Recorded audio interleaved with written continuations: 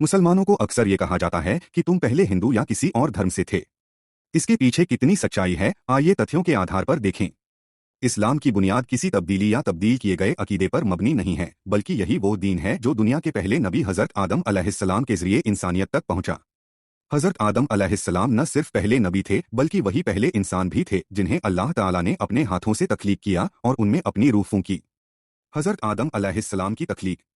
कुरान करीम के मुताबिक हज़रत आदम अलैहिस्सलाम की तख्लीक मिट्टी से हुई।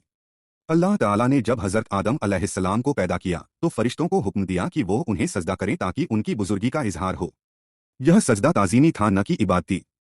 तमाम फरिश्तों ने हुक्म की तामील की, सिवाय इब्लीस के जो जिन्नात में से था और तकब्बुर की वजह से उसने हज़रत आदम अलैहिस्सलाम के आगे सजदा करने से इनकार कर दिया।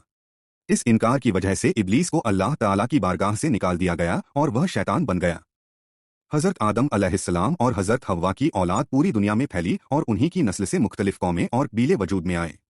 तमाम इंसान हज़रत आदम अलैहिस्सलाम की औलाद हैं, चाहे वो किसी भी नस्ल, कौम या रंग से ताल्लुक़ रखते हों। यह इस्लाम का एक बुनियादी अकीदा है कि तमाम इंसान बराबर हैं और उनमें कोई फ़र्क नहीं सिवाय तकवा और नेकी के। इब्तिदाई तौर पर हज़रत आदम अलैहिस्सलाम की औलाद तौहीद यानी एक अल्लाह की इबादत करती थी।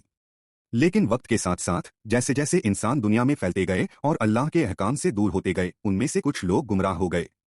शैतान के बहकावे में आकर कुछ लोगों ने कुदरती अशिया जैसे सूरज, चांद, सितारे, दरख्त और पहाड़ों की इबादत शुरू कर दी।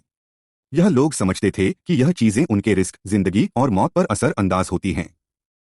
इसके अलावा कुछ लोगों ने अपने बुजुर्गों और नेक लोगों के मस्मे बनाकर उनकी इबादत शुरू कर दी।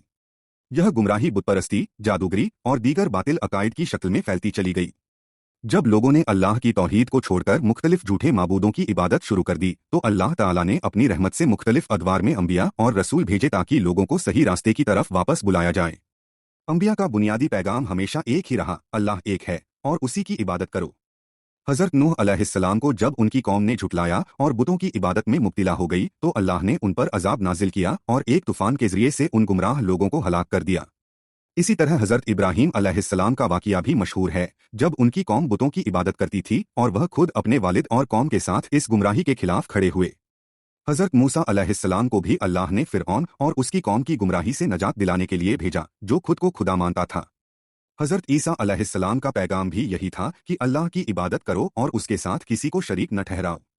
लेकिन उनके बाद उनकी उम्मत में भी बाज़ लोगों ने गुमराही इख्तियार कर ली और उन्हें अल्लाह का बेटा कहकर उनकी इबादत करने लगे। आखिरकार अल्लाह ताला ने हज़रत मोहम्मद सल्लल्लाहु अलैहि वसल्लम को आखिरी नबी बनाकर भेजा। आप सल्लल्लाहु अलैहि वसल्लम का पैगाम तमाम पिछले अंबिया का तसलसल था, यानी तौहीद, इंसाफ और अखलाकियात। कुरान करीम में अल्लाह ताला ने यह फरमाया कि इस्लाम वही दीन है जो शुरू से ही इंसानियत के लिए था। हज़रत मोहम्मद सल्लल्लाहु अलैहि वसल्लम के बाद कोई नबी नहीं आएगा और आप सल्लल्लाहु अलैहि वसल्लम की शरीयत क़यामत तक के लिए है। इस्लाम की बुनियाद तौहीद पर है और यह दीन तब्दील शुदा नहीं है। हज़रत आदम अलैहिस्सलाम से लेकर हज़रत मोहम्मद सल्लल्लाहु अलैहि वसल्लम तक तमाम अंबिया का पैगाम एक ही रहा कि अल्लाह की इबादत करो और उसके साथ किसी को शरीक न ठहराओ।